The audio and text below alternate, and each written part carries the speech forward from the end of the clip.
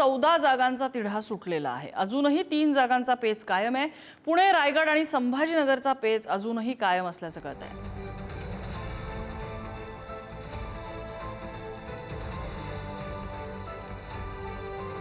अकरा 4-2 असा फॉर्म्युला असेल महायुतीमध्ये असं कळलेलं होतं।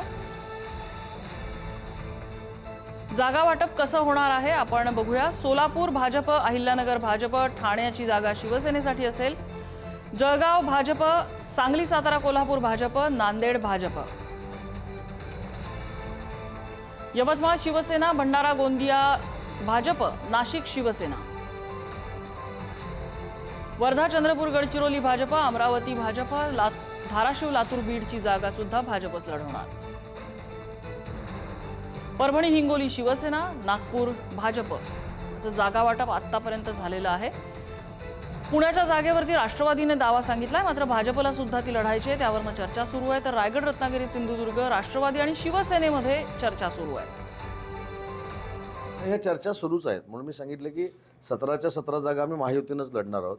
पण कशा पद्धतीनं जागेचं वाटप होईल हे शेवटी आमचे मुख्य नेते पक्षप्रमुख एकनाथ शिंदे साहेब, देवेंद्रजी आणि सुनेत्राबाईंनी ठरणार आहेत। आपण सगळ्यांनीच आमच्या सकट सगळ्यांनी थोडे आता 24 तास धीर धरू।